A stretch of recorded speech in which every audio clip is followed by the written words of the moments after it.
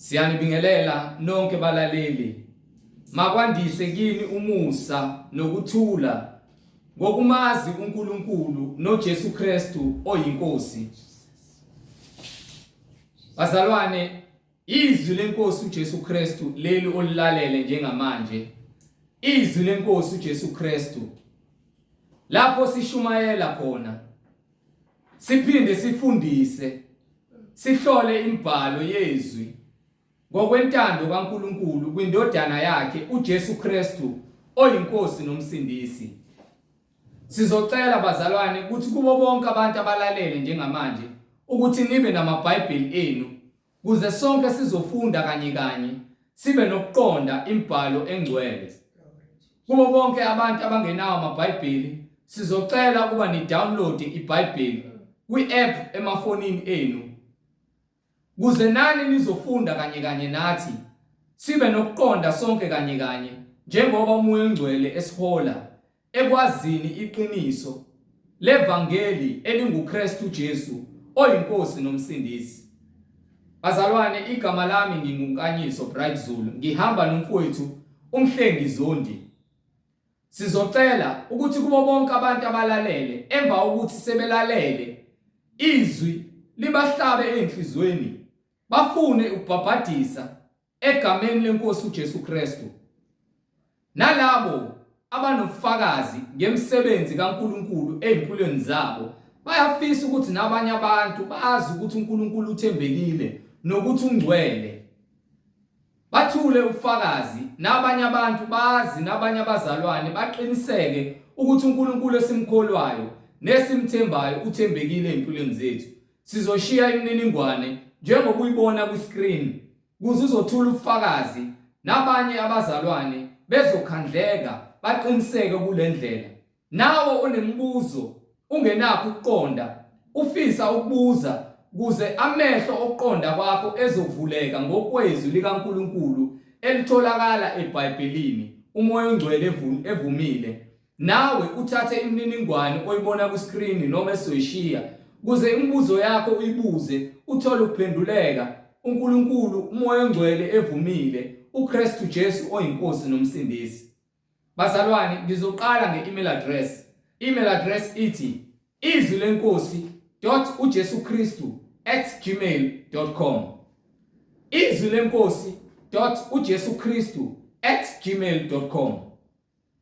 Ngilandelise nge-cellphone number noma i-WhatsApp number 066 566 9245 066 566 9245.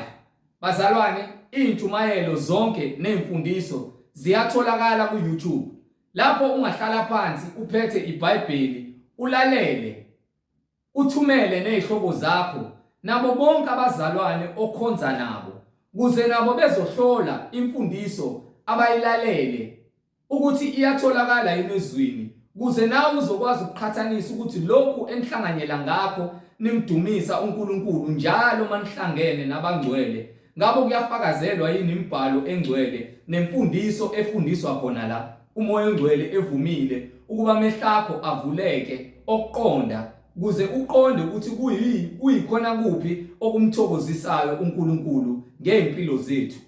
Bazalwane, sizocela ukuba ku YouTube ihandle uthi izwi lenkosi uJesu Kristu. Izwi lenkosi uJesu Kristu.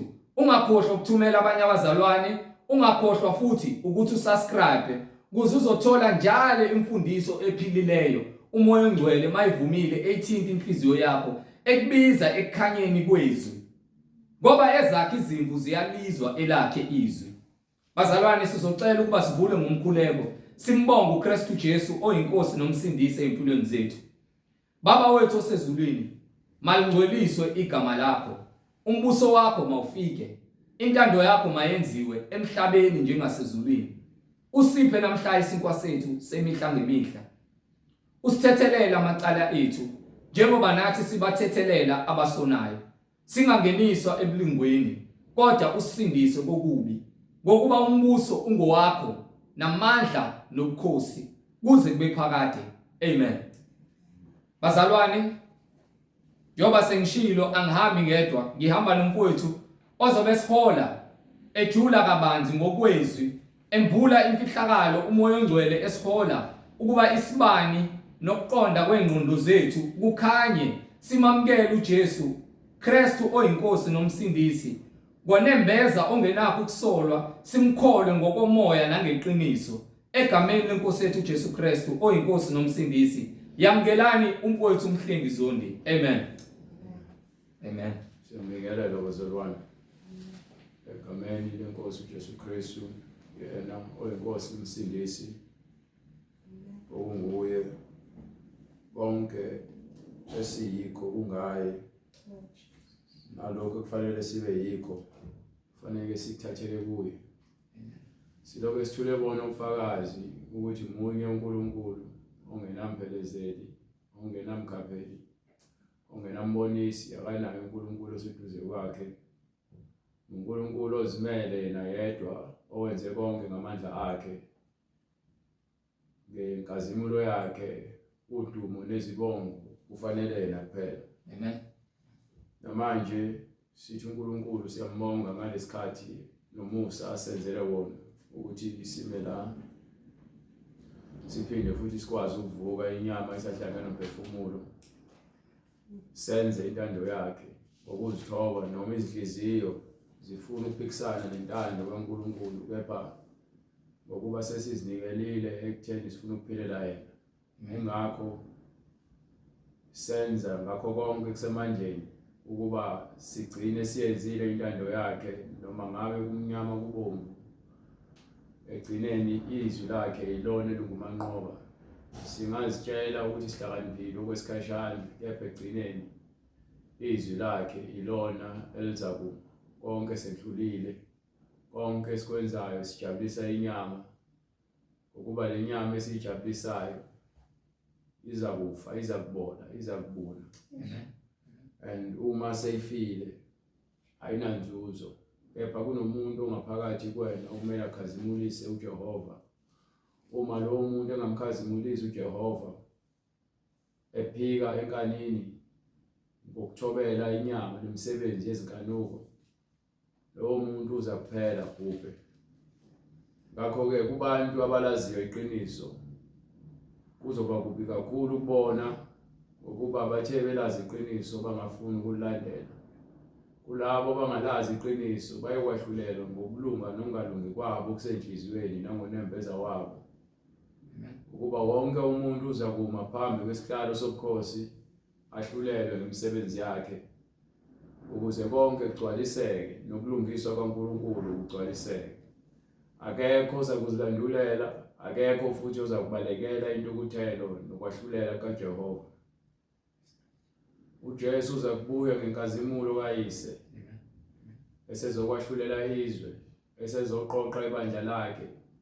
Labo abamphikayo nabamphikile bayolitheza onenkume, bayosha emlilweni, ngokuba konke okungamakhoba nokungalungi nokungcola kufanele isihogo. Akunandawo ezulwini, ezulwini akungeni lutho olungcolile.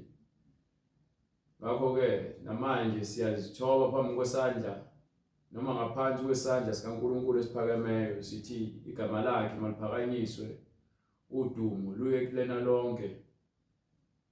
Silokhu simbonga uNkulunkulu ngabaprofethi bakhe abangcwele, ekuyibo abaphatha izwi basilobela phansi imbhalo ukuze sibe nayo imbhalo engcwele nobufakazi ngomoya oyingcwele. Nabapostoli bakaJesu bonke abaphathisa izwi ukuba bahambe umhlaba wonke beshumayela ukuphenduka ezonweni. Silokhu sibongile njalo ngokuba abazange bakwazi ukuba nobufakazi, ngabe namhlanje sifana neSodoma neGomora. Kepha ngomusa wobuKristu neqiniso elikuye sitholile umusa, siyayazi indlela yeqiniso. So ukuwe noma ngabe kuphi ukuba uyafuna yini ukulandela indlela yeqiniso, noma ngabe wena ufuna ukulandela inhliziyo yakho engumkhohlisi. Ongiphe incwadi yezaga sahluko 7. Incwadi iZaga isahluko 7 verse 1. ivesi lokuqala. Ndodana yami, gcina amazwi ami, uzibekele imiyalo yami. Gcina imiyalo yami uphile, nomthetho wami njengenhlamvu yeso lakho. Awuphinde uyifunde. Ndodana yami, gcina amazwi ami, uzibeke. Ndodana yami, Gcina amazwi ami, amazwi ami, uzibekele imiyalo yami. imiyalo kaNkulunkulu siyibeka enhliziyweni, siyifihle khona lapho khona umuntu ofihlekileyo ehlala khona. Ilapho khona sigcina imiyalo kaNkulunkulu. Uma ethi ndodana yami, akabizi kuphela labo abakholwayo, kepha kuwo wonke umuntu ongaphansi kwezulu uyindodana kaNkulunkulu. Ongiphe incwadi yamahubo sahluko 82 kusukela kuverse 1 khona soyicacisa le ndaba le. Incwadi amahubo isahluko 82 ivesi lokuqala. uNkulunkulu umi emhlanganweni wawonkulunkulu, uyahlulela phakathi kwawonkulunkulu. uNkulunkulu wakha abantu ngomfanekiso wakhe. SingoNkulunkulu, kepha angeke sifane noNkulunkulu owumnini mandla onke. UNkulunkulu odale konke wakha abantu ngomfanekiso wakhe. Wonke umuntu uNkulunkulu, kepha umfanekiso waloNkulunkulu okuyena owakhile abantu ngomfanekiso wakhe. So lo Nkulunkulu omkhulu kunayo wonke uNkulunkulu uyena omi phakathi kwethu ngezwi lakhe owahlulelayo. Wahlulela abantwana bakhe ukuba bezwe imbhalo, balandele izwi eliphilileyo. Ngokuba ke uma ungafuni ukulalela izwi eliphilileyo awunakuphila. Bonke abantu abangamaphikankani bayimdlwembe,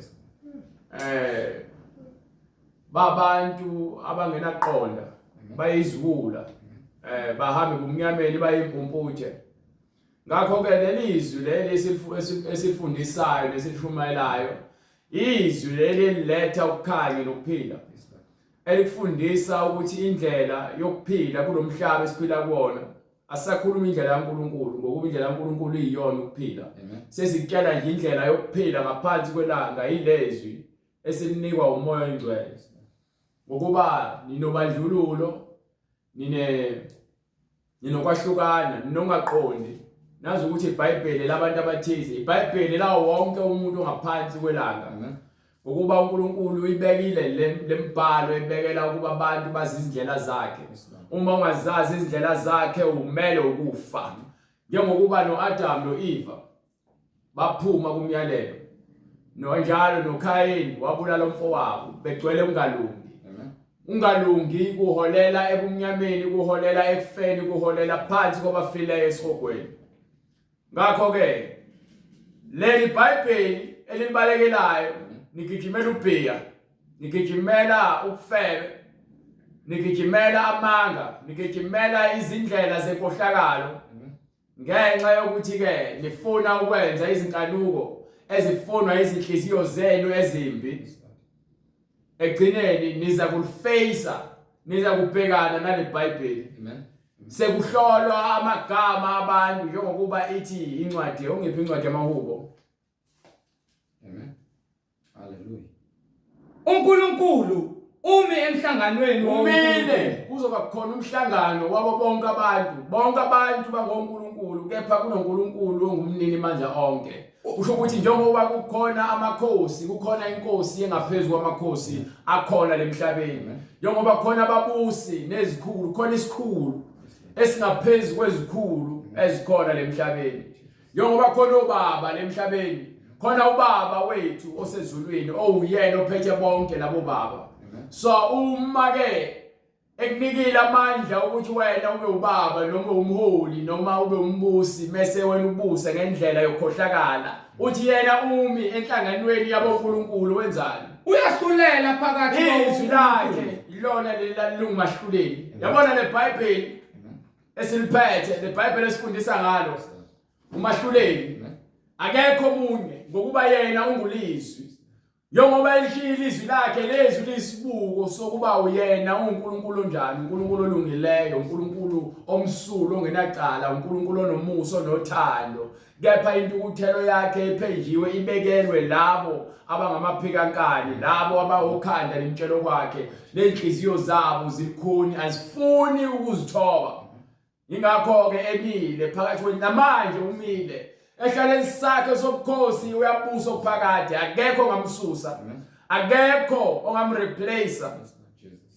bonke elela bonke uNkulunkulu bezizwe bayizeleze thina sakhiwe ngomfanekiso wakhe ngenxa yobulo okungena emakhanda abantu bese bakha izithixo bese bethi bathandaza kuzona abasibize ngoNkulunkulu ubulima uNkulunkulu ukwakhile ngomfanekiso wakhe ukunika izwi namadlebe nomlomo nolimi namehlo ukuthi ubone uyakwazi ukunyakaza wakha izithombe ezinganyakazi uyazibeka phambi kwakho uqaphambi kwazo uthatha abantu abafile ubabiza ngamadlozi akho abize ngoNkulunkulu bakho khombisa kona ukuthi ekhanda lakho akuthathi kahle uma ngathathi kahle ekhanda lakho ingokuba yini ubuswa umoya wenkani abantu abaningi babuswa umoya wenkani umoya wenkani wababusa bathanda ukuba bahle phambi kwabantu kepha mase bengale baveze ukubona nakho ke iBhayibheli liyasimbulela ukuthi uNkulunkulu yena umi phakathi kwethu sonke haleluya asikadali noma ngabe yini oyenzayo eqasheni noma yini oyenzayo nabangani bakho nithi anibona uNkulunkulu uyabona mawuhlonipha umuntu ungamhlonipha uNkulunkulu uyadelela ngeke uhloniphe into efana nawe thina sonke sike enyameni sofa kepha uNkulunkulu yena uyabona konke esikwenzayo ngakho ke njengoba emile phakathi kwethu uyahlulela ukuthi ngabe lokumkholwa kwethu kuhambisana nokuqonda noma ngabe ke ubuqotha bukho samba nje indlela yompumputhe egameni lokuthi sithi siyakholwa noma sithi hayi ngoba uthi uNkulunkulu soNkulunkulu nathi singenza noma ngabe yini lalela njengoba singoNkulunkulu abancane simele ukwenza lokhu uNkulunkulu omkhulu akushoyo ngibe Koze kube nini nahlulela ngokungalungile izindaba nikhetha ubuso bababi na indaba nabantu abanikiwe izwi nabantu abanikiwe izikhundla iBhayibheli liyabuza ukuthi koze kube nini nabantu abahlele enkantolo abangabajaji noma abahluleli noma abameli noma ngabe abashushisi noma ngabe uyiphoyisa noma ngabe uyisosha leqiniso lokuthi wena awahluleli ngeqiniso kunabantu abasabayo kunabantu abakukhokhelayo kunabantu abakugwazelayo ukuze wena ukwahlulela kwakho kuphambane ukwehlulele ngendlela engafanele uyabuza umoya engcwele emabandleni ukuthi nina nimile phambi kwamapulpiti nibhizi nishumayela izinto ezojabulisa abantu iqiniso alifuni ukulikhuluma ngoba yini isimilo siyaxeka ubuqotho abukho niyasaba nizibiza ngamadoda mahala ngoba nakho nezinhlebe kepha izinhliziyo zenu ziphambene nobudoda nokuba amadoda eqiniso indoda eqiniso ikhuluma iqiniso noma kubhlungu kuyona ngokuba yini iyazi ukuthi ubulungiswa iyona ndlela kuphela engukuphila uma ukuthi uzokhuluma iqiniso ngoba naku ujabulisa wena kuphela abanye abantu besokola uyisikhohlakali wonakele babwakho usathane ngibe koze kube nini nahlulela ngokuze kube nini nahlulela ngendlela engalungile nikhetha ubuso babantu nikhetha ubuso babantu sela nikhetha ubuso babantu abonakele nikhetha bona nibabeke esikhundleni ezifanele abantu abalungileyo nina abantu abaphethe umthetho nenza ukhohlakala kugcwele abantu abalungile abangenacala emajele izigebengu ziyahamba ziyakenketheka lemgaqweni ngenxa yemali ngenxa ukuthi ke ziyanigwazela niyayithatha imali Emasontweni abantu besifazane bayashumayela bagqoka amabhlukwe bafaka amacici abafana bayajola emasontweni balengisa amabhlukwe ahlala ezansi kwezinqa benza amarasta bayaluka bapende izinwele. Hallelujah. Ngenxa ukuthi abafundisi abafuni ukukhuluma iqiniso. Abantu bayazalisana bengashadile emasontweni ngenxa ongafuni ukukhuluma iqiniso. Ibandla likaKristu ibandla labantu abaqotho ngenhliziyo, abantu abanokuqonda nokuphila. Okungukuthi ke lokho kukhomba ukuthi wena uyayazi indlela ephilileyo. Ngeke ukuthi uNkulunkulu ekudalile waphelela wena bese uzibona ukuthi kufanele ufake something ukuze ubukeke. Ukukhohlakala lokho uyisonakala. Ngiphe? Yahlulelani ompofu nentandane. Ahlulelani lowo mpofu nentandane. Nimenzele okufaneleyo olusizi nosweleyo. Nenze indlela efanele. Ngoba naku umuntu uhamba ngemoto usebenza umsebenzi oright. Nimnika isikhundla. Kepha umuntu othembakele esontweni ofika njalo esontweni ogcina zonke izindlela zikaNkulunkulu ngoba naka akasebenza kanamali akasitholi isikhundla. Ninika abantu izikhundla ngokuba usebenza kabani. Agika lana nezingane nabafazi babantu esontweni. Unika umfazi wakhe isikhundla esontweni ngoba naku umsaba. Nisaba iqiniso, niyasaba ukwahlulela ngendlela efanele. Ingakho amasonto enu egcwele umoya kaSathane. uSathane uyabusa kulamabandla abuswa ngabantu. Obandla lami ibona bonke laba benza izinto eziphambene nokuqonda ebandleni kaNkulunkulu. Ngokuba yini yonke into bayenzela umhabholo banemono. Ngiphi? Khululani oswelayo. Khululani oswelayo nompofu. Nibophule esandleni sabantu. Nibaphule esandleni. Limele iqiniso. Ungalibalekeli iqiniso. Mana esisekelweni sikaJesu, uJesu indlela neqiniso nokuphila. So uma ungakwazi ukuma lesisekelo, uyabona uma emva kwepulpit, umi kwisisekelo seqiniso. Uma uzomemva kwepulpit, mase wena umemva ungame esisekelweni umesekelo seqiniso kepha wena ukhuluma amanga. Upheshule umoya ube indawo engenamanzi kepha manje izenza indawo enamanzi uzenza ifu engazi ukuthi linemvula kanti li-empty alinalutho lithembisa imvula kaNkulunkulu uthi kwincwadi yeDuteronomy sifuna ukutshela ukuthi ke imfundiso kaNkulunkulu kufanele iqhamuke yehle njengemvula. Deuteronomy 32 from verse 1. Fundisha brother. Incwadi uDeuteronomy chapter 32 iverse lokuqala. Bekani indlebe nina amazulu. Bekani indlebe nina amazulu. Ngiyakukhuluma. Umhlaba mawuzwe amazwi omlomo wami. Umhlaba mawuzwe amazwi omlomo kaNkulunkulu. Imfundiso yami iyakuconsa njengemvula. Kufanele iconse njengemvula. So uma umila kwisisekelo ekwi-pulpit ushumayela ebandleni. Amen. Imfundiso kufanele inethe kubantu abalalele bakheke isimilo. Abantu bangangeni befana baphinde bephume befana esontweni. Imfundiso yami iyakuconsa njengemvula. Imfundiso kumele iconse njengemvula. Inkulumo yami ichichime njengamazolo. Lenkulumo le kufanele ichichime. Lalela ibhlungu yahlaba inzima nendlela ibhlungu yahlaba kepha ekuphileni. Ngokuba ikhipha ihlangula bonke ungalungi okusehlizweni yomuntu ukungcola. Lokhu abantu bafuna uNkulunkulu bamfuna ngendlela ethandwa yibona. Kunezinto abangafuni ukuziyeka. Hallelujah. Fanele uyeke amanga. Uyeke inkohliso. Uyeke ukuba iqili. Uyeke ukuba isidakwa. Uyeke ukuba isifebe nesiphingi. Uyeke umntshontsha.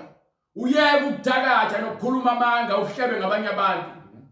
Ukuba yonke lonto leyo uyeke nokuzigqaja uzitshele ukukhonze izinto ezidaliweyo ngaphezulu komntwana. Ngokuba konke lokho kukuholela kuphi kufeni. Hallelujah. Hallelujah Jesus. Go ahead, right? Imfundiso iyakuconsa Kufanele iconse njengemvula. njengemvula. Inkulumo yami ichichime njengamazolo. Ichichime, lalela lemfundo inkulumo lefanele yehlele kwena mayithela uchichime. Ukhaye, ucwebezele, ucotshwe ngamafutha. Njenkulumo, njengani njengomkhizo ohlazweni. wehlela ohlazweni, wehlela kwizihlahla.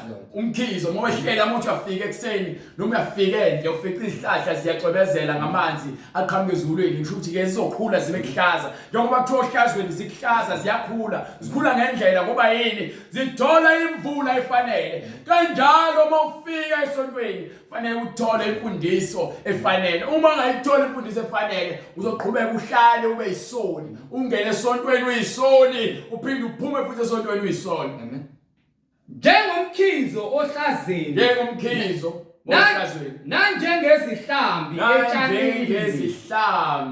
otshanini ngokuba ngiyakumemezela igama likaJehova ngokuba siyamemezela legama likaJehova uthini uJehova kwincwadi yamahubo siyalimemezela leli gama likaJehova sibi phezukwayo isisekelo sikaJesu sibi phezukwaso isona singukuphila ayikho enye indlela haleluya ngiphi incwadi yamahubo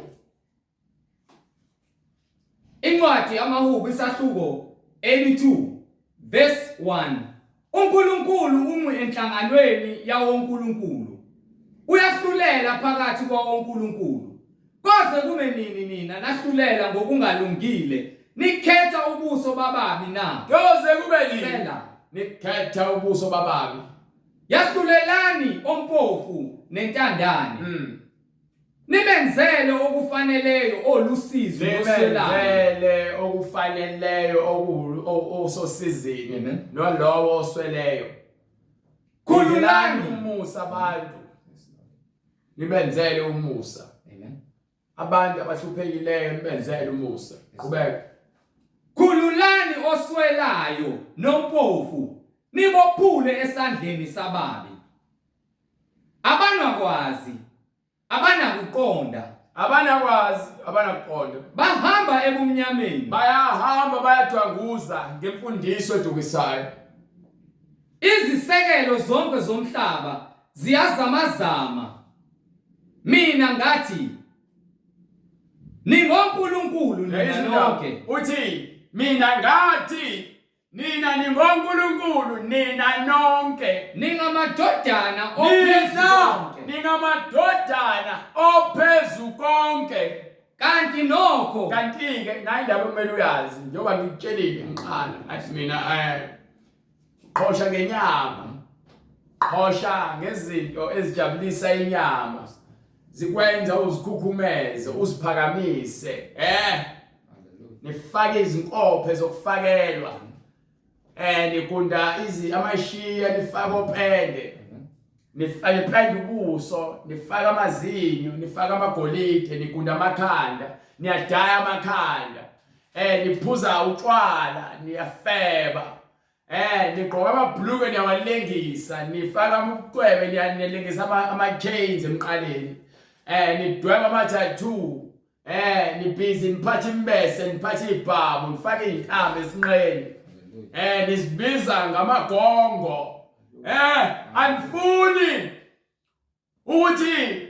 niqhakambise lo muntu ongaphakathi nibhizi niqhosha ngalokho okufayo konke lokhu oniqhosha ngakho nanengcebo yakho obambelele kuyona lalela le ngcebo yakho obambelele kuyona ngeke ize ube umshintiswane ekutheni wena ungene ezulwini iza kukufakazela ukuthi wena usiphakamise kakhulu abafana balalana bodwa amantombazana alalana wodwa aphendula iqiniso laNkulunkulu alenza amanga bafuna ukusivumisa inkohlakalo ngenkani bathi bazalwe benjalo uqamba amanga uma wakho ngesikhathi ekuzala wabona ukuthi intombazane wakunika igama lentombazane azange abona azali intombazane wakunika igama lomfana uma ubaba wakho noma wakho babe bezala babona ukuthi bazela insizwa bamnika igama lokuthi unsizwa wakhula unsizwa wafuna ukuba intombazane haleluya uyafumuza usavuka umuzi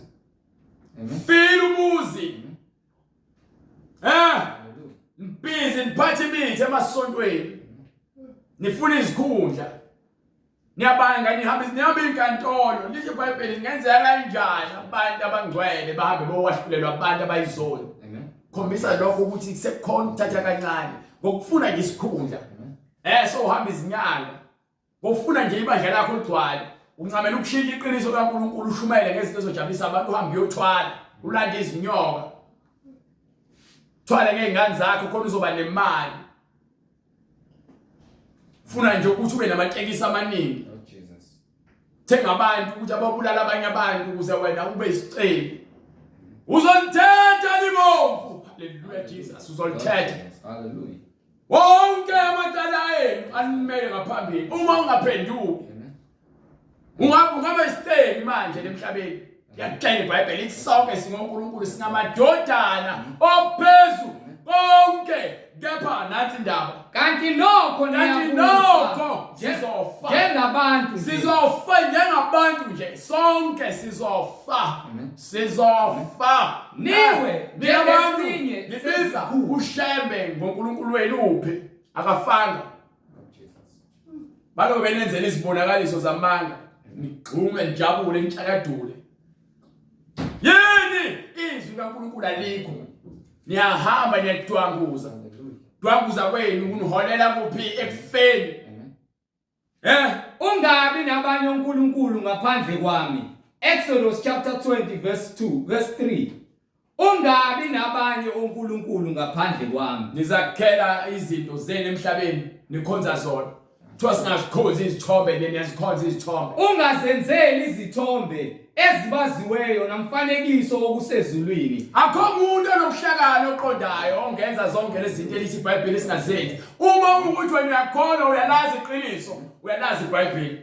uma ungalazi iBhayibheli wena wenza noma ngabe yini ufuna ukuzilandulela uthi hayi kodwa nje hayi uNkulunkulu akanenkinga mhlawumbe mangenza lokho lalela uNkulunkulu methi into ungayenzi ungazikhothameli ungazikhonzi sonke sizofa lalela ngisho ngaphathi imithi ube inkabi ugqirhe lalela igcineni uzofa le mali yegazi yonke uma kuukuthi wena awuphenduki ukuthi manje ufuna uGesu uzohamba nawo le mali yegazi yesihogweni yabo le mali nomzimba lo onikiwe ukuthi wena ube yithempeli likaNkulunkulu wena udayisa ngawo wenza ngawo imali ukuze udle ukuthi ufithe umndeni wakho udayisa umzimba wanisa ukhohlakala umoya ufebe nomoya ubomahosha nyawandisa nyaziqhenya nemgaqweni ngigqoka impahla ezincane umahosha akusasho ukuthi ke manje kumele uhambe uyoma emgaqweni uyodayisa lezi zinto enzenza ku internet ngigqoka impahla ezincane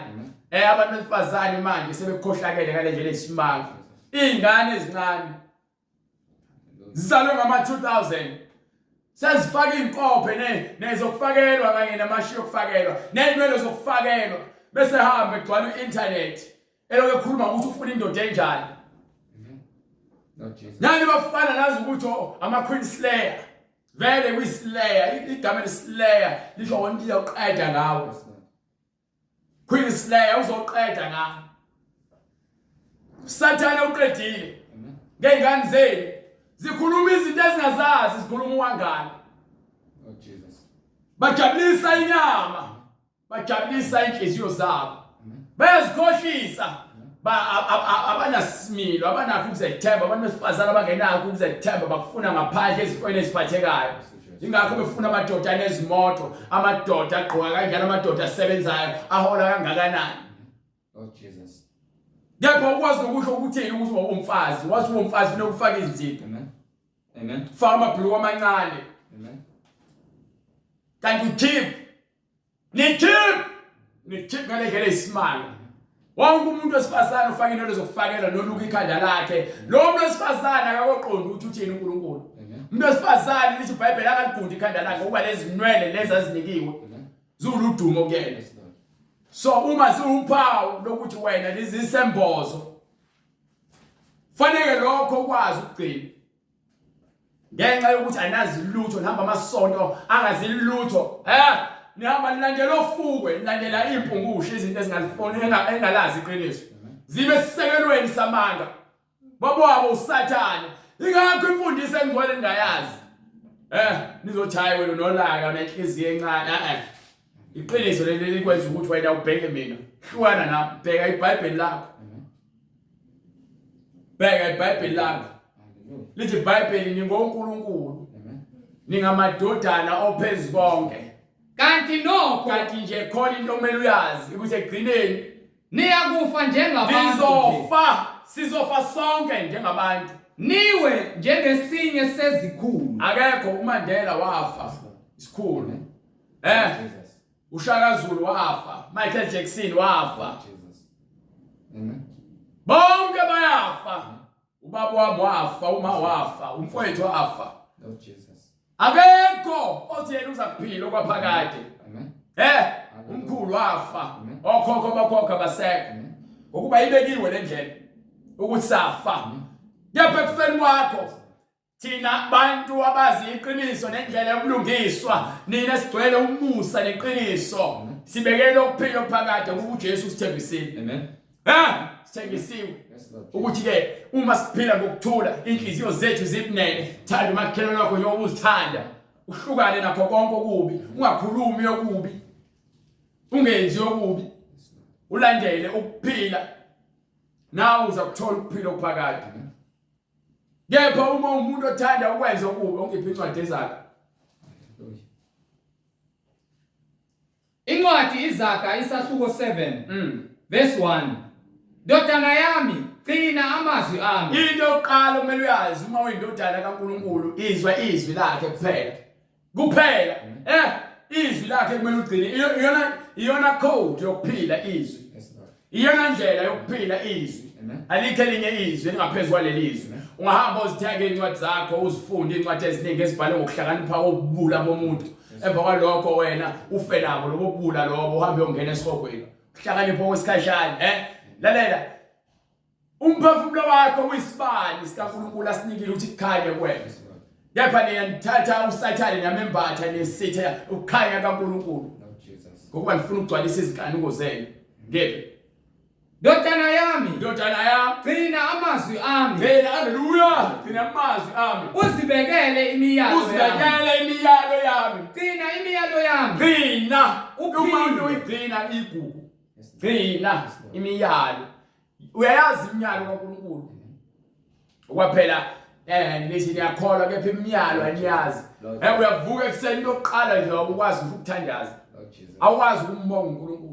Kepha mzwana izinto zakho zingahambi kahle, uyamcela uNkulunkulu ukuthi akunike imali noma akunike umsebenzi. Bese utholela umsebenzi, usukhohliwe uNkulunkulu. Mawuzwa abantu beshumayela ave benesicefe nje laba nalo uNkulunkulu wabo. Yini usanda ubenzelani? Lord Jesus. Gcina imiyalo yami. Imiyalo kumele siyazi. Ngiyabona into ekwenza ukuthi ukholwe ukwazi imiyalo.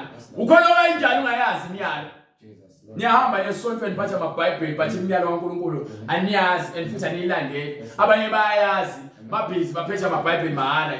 Ungazi uthemba umuntu kuthiwa ayihlabi ngakumisa ngoba naku megqoke kahle uniform noma egqola umfaniswano ephethe iBhayibheli, abantu bazitshela ukuthi hayi lo usindisiwe, hayi lo uyindoda engcwele.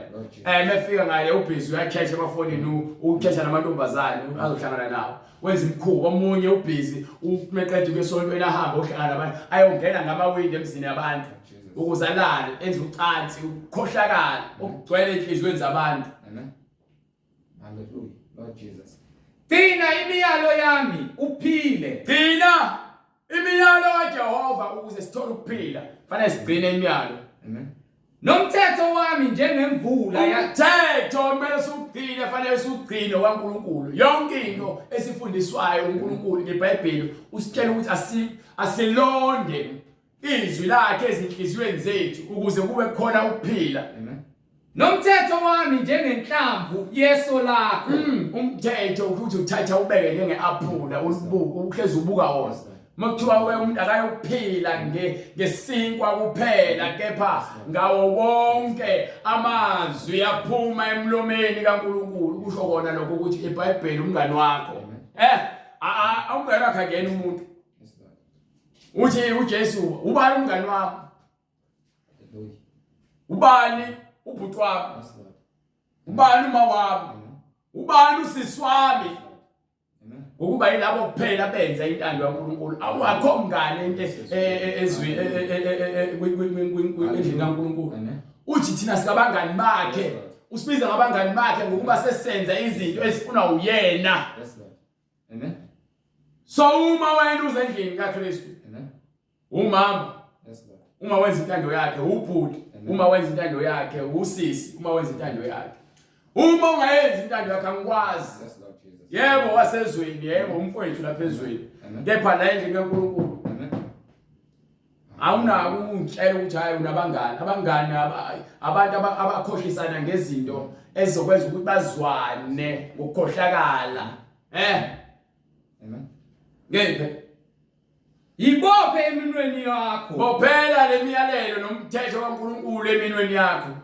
Uyilobe esibhebheni senhliziyo yakho. Ibophe esandleni sakho hlezi iBhayibheli mona isikhathi sonke.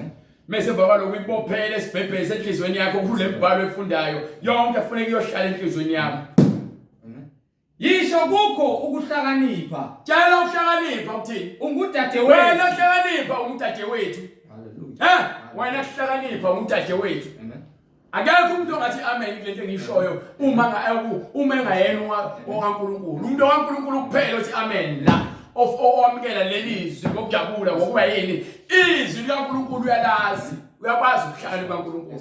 Uthi ukuhlakanipha wena ungudade wenu ungudade wethu wehlakanipha ungusisi wami wehlakanipha ngiyaziqhenya ngokuba nawe uhlakanipha ukuba ngaphandle kwakho ukuhlakanipha kaNkulunkulu ngiyinto ehambe kumnyameni edwambuzayo engakwazi ukukhuluma ukuba nikhuluma izinto enizibona ku TV nikhuluma izinto enizibona emafonini ngisho indlela obhala ngayo efonini sobhala igama elingaphelele igama lonke elinqanyulelwe. Awusakwazi abanye bafeyila ama test esikoleni. Amen. Ngenxa ongakwazi ukubhala usewangena uMexit. Amen. Kuzozofika kuWhatsApp. Abantu abakwazi ukubhala amagama aqondile. Amen. Usathane unenza izilima ngalesikhathi nisibona ukuthi inhlakaniphile. Ngokuba wonke umuntu othanda izinto ezijabulisa inyama yilabantu abathandayo noma ngabe yini etrendayo noma ngabe yini efikayo ejabulisayo yonke into noma ifashion noma ngabe ama-app. Amen. Fakele inyama. Hallelujah. Nibhizi niyaphuma niyahlala ufuna ukuqala ukuthi uyazi lonke ufuna ukuqala ukuthi ubonakale fana abantu abaqhosha ngamafoni hayi mina ngiphathe iPhone 12 15 21 but still kusebenzisa lo phone uthatha izithombe lokubukeka kahle upost izithombe uveza impilo yamanga uzenza ngazi ukuthi inkulumo yazisebenzisa ama filter ngokuba niyazizonda nisebenzisa ama filter ukuthi nina nizenza ngazi ukuthi nibahle. Usathane uyakwazi ukwenza abantu bazizonde. Uyakwazi usathane. Nalesikhathi abantu bejabulela izinto ezibulalayo bona bezitshela ukuthi hayi lento lena ayiyajabulisa iyatrenda i-right. Kepha egcineni kuthiwa kunezindlela ezibukeka zizinhle emehlweni omuntu. Kepha isiphetho salo zozindlela ukufa. Baningi abantu abahamba izindlela ezijabulisayo emehlweni abo kodwa isiphetho salezo zindlela abazihambayo ukufa. Yes Lord Jesus. Hallelujah. Yisho kukho ukuhlakanipha. Tshela ukuhlakanipha. Ungudade wethu. Wena hlakanipha ungudade wethu. Ubize ukuqonda. Bese ubiza ukuqonda. Ukuthi wena uqonda owazana nawe. Wena uqonda wazana nami. Wena uqonda ngokuba ngisahamba ngendlela zenyama ngakesubula. Ngangibhayiza ngesibhayibayi. Ngidwanguze kumnyameni. Kepha uthe bese kufika ukuhlakanipha. Ngase ngithi wena hlakanipha usisi wami. Udade wethu. Ngathi wena uqonda siyazana sinawe manje ngoba sengiqonda izinto ezibalekile. Yes Lord. Ngoba yini ukuthi ngizuze izwe lonke ngilahlekele ukuphila. Hallelujah. Ukuze bagcine ngoba ukuhlakanipha nokuqonda kuyakukulonda. Kuningi ozakugwema uzogwema abantu abeza kuwena bezokutshela ukuthi asenze ukuthi asenze ukuthi ngeke uzuzenze lezo zinto umuntu okuhlakani ngoba yini uyazi ukuthi uNkulunkulu akahambisani nazo. Bakanana abantu abawele ebatshwaleni, abawele kwizidakamizwa, abawele ebufebeni, abawele ekutheni baphile, abawele ekutheni baphile impilo yamanga ngenxa yabangani bamanga, abangani bamanga. Amen. Ukuze bakugcine kowesifazane ondindayo. Ukuze bakugcine kuphi? Kowesifazane ondindayo. Umoya ondinda, umoya ofebe, umoya kaJezebel. Akukhulunywa ngomuntu wesifazane kuphela, kukhulunywa nangomoya ongena abantu owafunza umoya womndeni bangabi nesisekelo. Bafuna ukuhamba beziphosa kuyona yonke indawo. Mase kulogxushugxushu ngala ufuna ukuya khona ngapha ufuna ukuya khona. Yonke into ufuna ukuyenza. Egcineni aphelele emoyeni. Ukufa kwakhe kufanele nokuthi akazazi aphile. Ukufa kwakho kufanele ukuthi awukazi uphile. Ngokuba yonke le lokujubujubu nokuba busy okukwenza kusakukhumbula. Impethu zikulindile ethuneni andizokudla kwangona phakade. Haleluya. Zizokudla kwangona phakade impethu ngoba yini uphile kumnyameni. Wisibula unqabile ukwenza ukuhlakanipha usisi wakho. Unqabile ukuthatha uqonda wazale lakho. Amen. Ubize ukuqonda ngokuthi owazana nawe. Biza uqonda lelela zithobe aphansi kwesandla sikaJehova. Uze kube uyena ozokukhuphula ngesikhathi esifaneleyo. Niyeke ukuzikhuphula neziphakamise. Konke lokuziphakamisa kwenu kuzoba phansi. Njengendlu yakhe yodakeni. Ukuwa kwayo kuba kukhulu kuba kubi. Ngiphe ukuze bakugcine kowesifazane ondindayo. Ukuze ugwebe ukulandela umoya womndindwa. Kumfokazi owenza bushelezi amazwi akhe. Wenza lo muntu wesifazane indlela akhuluma ngayo umoya kaSathane, umoya kaJezebel ufika kwena akhulume kahle kamnandi. Na ubone ukuthi ayithemba likhona amazwi akhe abushelelezi. Azwakala kamnandi. Ayijabulisa inhliziyo. Amen. Maye egcineni isiphetho mase uyafa. Ukuba yini uzokuholela ekutheni ufe. Ngokuba yini ugcwele umoya womndindwa, unondindwa, umoya ufebe. Abantu abafebe ngenyama kuphela, abafeba nangemoya. Ushiya isonto leqiniso, ushiye iqiniso uhambe uyogqumela amanga, uyongena esontweni lamanga, banako kuyacula kuthiwa nama revival, khawo organ. Bona ukuthi hayi uyasontwa ke. Banithembise izinto ezingekho bakwenza usonto umakhelwane wakho, bakwenza ukuthi wazi ukuthi uNkulunkulu ukweleta imali nendlu, wazi ukuthi umuntu obheke uNkulunkulu ukuthi nje uNkulunkulu uzokunika amona. Uzokunika amona. So mawucula nje ucula noluzuluka. Yonke imsangano le sizosonakela. Haleluya. Ukuculela izithembiso ezingekho. Amen. uNkulunkulu wasakhela konke wasibekela. Amen. Uthi ke funani umusa wakhe noqonda. Amen. Bese kuthi zonke lezi zinto siyakunezelela. Nina nifuna lezi zinto oqala. Uyasho ukuthi uNkulunkulu abantu abafuna lezi zinto abantu bezizwe. Sho ukuthi izoni zigijimela izinto eziphathekayo. Haleluya. Izoni zigijimela izinto eziphathekayo. Kepha abakholwayo bagijimela izwi uqala. Ukuhlakani kuyakulethela ukuphila. Uthi uNkulunkulu kungcono ukuthi ke ube nokuncanyana uhlupheke kodwa ubunokuhlakani nokuphila. Ube nakho konke uma siwayisibula. Baningi abantu ababake imonto ezinkulu, banemizi, banemali yonke, kepha bayibula. Haleluya Jesus. Ababoni. Beke bahlaniphile. Baphenduka izibula. Baphendukezela iqiniso likaNkulunkulu. Balenza amanga. Ngiphi? Haleluya. Haleluya. Ukuze bagcine kowesifazane ondindayo. Kumfokazi owenza bushelezi amazwi akhe. Ngokuba efasteleni lendlu yami. Ngalunguza eheleni lami. Ngabheka phakathi kwabangenalwazi. Ngabheka kuphi? Phakathi kwabangenalwazi. Ngabheka phakathi kulabo abangenalo ulwazi. Abantu abangenalo ulwazi bayehla bayenyuka emgaqweni. Bami ngezindonga. Babhizi bansintitheka benza amahlaya babhema ugwayi. Babhizi bayathuka inhlamba bachitha isikhathi behleli bengenzi lutho bezenzela umathanda. Ingakho ubona abantu behla benyuka emgaqweni. Uthi bengena endlini aphinde amshisa uSathane athi phuma. Hamba uyokwahliya nyuka emgaqweni. Gqoka kanje khona bezokubona. Gqoka kanje khona bezokubona. Hayi khumula lokhu kuyakufihla. Faka lokho khona bezobona isifuba sakho, khona bezobona izingalo zakho, khona bezobona amathanga akho.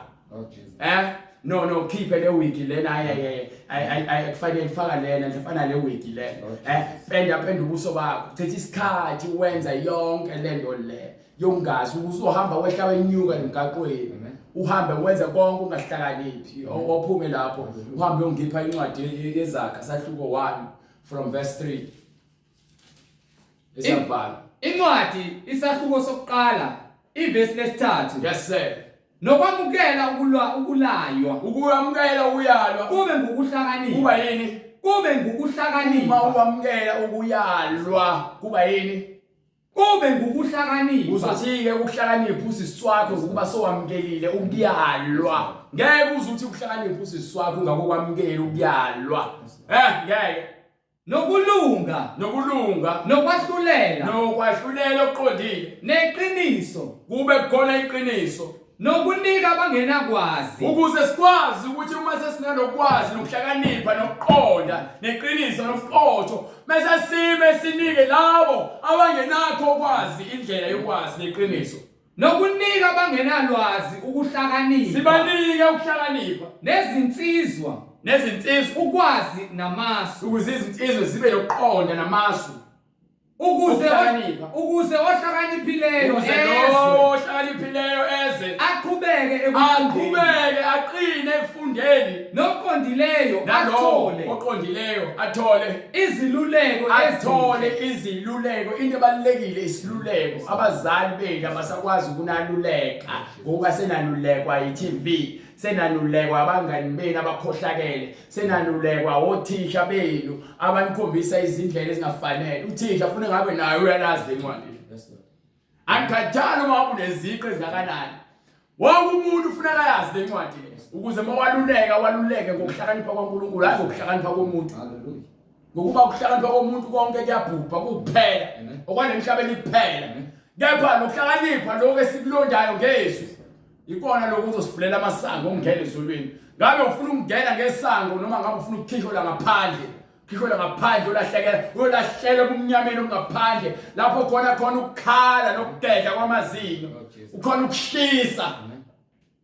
akukho ukuphumula isikhethele wena noma ngabe uthisha noma uthisha omkhulu wonke umuntu ufuneke lencwadi iBhayibheli alazi ufuneka alifunde ufuneka akwazi ukufundisa izingane ngalesikhathi efundisa ngezinto eziphathelene nokufunda kwalemhlabeni akafundisa izingane kwindlela zikaNkulunkulu wonke umuntu yakhe ufundisa othisha abangazili lutho othisha bangena bezimpintsha ngamabhluku abesifazane esikoleni ingane zisafundi zibuke into efanele zifunde seziqolozela izinqa zikathisha Lord Jesus also Jesus ingane zamantombazane zifundisa othisha abamachama asaqolozela into efundiswayo seziqolozela uthisha oyishama yini sigcwele umoya inkanuko lento zibuka TV zibuka kumaphephabhuku zigcwele ku Instagram ingane zenu zibolile Satan uqedile othisha omkhulu babhizi bajola nestaff bajola nezingane zesikole zona ubonakala ezikoleni Lord Jesus uNkulunkulu akaziwa abantu babolile ngaphakathi babona behamba nje utshela ukuthi hayi wena abaqotho thiwa ungasheshi umuntu ngaphandle bese uyamahlulela ungakhohliswa inkophe nobuhle bomuntu Lord Jesus ungakhohliswa ubuhle bomuntu because baningi abahamba bebahle ngaphandle kepha ngaphakathi bangamathuna bafile Jesus ngiphe bright hallelujah ukuze ohlakaniphileyo bright ezwe aqhubeke bese aqinise ekuthena afunde noqondileyo athole iziluleko othole ukuqonda athole iziluleko ezinhle ukuba aqonde izaga nezimfihlakalo ukuze baqonde ini izaga nezimfihlakalo namazwi abahlakaniphileyo iBhayibheli incwadi yamazwi abantu abahlakaniphileyo nezimfumbe izimfumbe amazwi afihlakeleyo afuna ukwambulwa abantu abahlakaniphileyo abagcwele ukuhlakanipha kwaNkulunkulu ingakho iBhayibheli ingashunyelwa nombani ingakho imfihlakalo ezulu ingaziwa nombani ngokuba ifuna abantu abazithobayo ezwini likaNkulunkulu abantu abazokwazi ukuthi bezwe izwi fanele ulizwe izwi liphile kuwena likushintshe kuwena akhumuke lo muntu omdala oyisoni kusala umuntu kamoya lo muntu kamoya kuba uyena okwaziyo ukuthi akhulume izinto zikamoya uzokhuluma kanjani izinto zikamoya wena usenyameni hallelujah uzokwenza kanjani ukumesaba uJehova kungukuqala ukumesaba uJehova nezwi lakhe ukuqala ukuhlakanipha Hallelujah. Uma wamsaba uNkulunkulu kusiza lokuphatha iBhayibheli. Amen. Wehle weyiwa neBhayibheli. Lokuthi haleluya bazalwane. Amen. Lord Jesus. Also Jesus. Kepha ubusy. Awumsaba uNkulunkulu. Wenza izinto ezokukhohlakala. Lord Jesus. Enhlizweni yakho kugcwele amasu angasile. Amen. Ongiphi incwadi ya Matthew. Hallelujah. Funa incwadi ya Matthew. Sahluko 15 from verse 14. Incwadi ngokuka Matthew isahluko 15. Yes sir. From verse 14. Yebo. Bayeke bangabaholi abayizimpumputhe. Kepha nxa impumputhe Uma impumputhe ihola impumputhe ziyakuyela emgodini ziyapi zonke zemgodini. Hallelujah. Uma impumputhe ihola impumputhe zonke zemgodini. Kubeka bright. uPetru waphendula wathi kuye, uPetru wayesephendula wathini? Sichasisele lo mfanekiso. Chasisela thina uNkulunkulu umfanekiso okhulumayo. Wayesethi kanti Yizwe into ngishoyo mina. Abantu abafuna ukuhlakanipha beza nasekuhlakanipheni. uNkulunkulu izwi lwakhe lasenyameni lizovula ukuhlakanipha kulabo abalambele ukuhlakanipha. Yamuza uPetru elambile. Amen. Ulambele ukufika umphefumulo wakhe. uPetru waphendula wathi kuye, Uthini? Sichasisele lo mfanekiso. Chasisele lo mfanekiso. Wayesethi kanti nani nisengabangaqondile abangaqondile. Yebo. Amen. Nisengabangaqondiyo na. Hamba bright. Anikaqondi yini ukuthi konke kungena emloneni kuya esiswini okudlayo ngomlomo wakho ukudla kungena kuyesiswini kuze kulahlelwe ngaphandle na, ukuze uhambe ukushiya endlini yangasese bese kuhlalile kwenza iprocess yakho. kepha okuphuma emlonyeni kuvela enhliziyweni. Nayi into ewushave ebulala abantu, into evela kuphi? Kepha okuphuma emlonyeni kuvela enhliziyweni. Lokhu okuphuma emlomeni wakho kuvela kulokhu okuqukethwe inhliziyo yakho, ngokuba inhliziyo yakho isibuko sakho. Ngalokho okwenzayo inhliziyo yakhe yakuveza ukuthi wena enhliziyweni yakho ucabangani, amacebo akho ayini. Lokho ke kuyamngcolisa umuntu. Lokho kuphuma emlomeni qhamuka enhliziyweni ikona ungcolisa umuntu. Ngokuba enhliziyweni kuvela ezimbi. Kugcwele izizindlo ezimbi.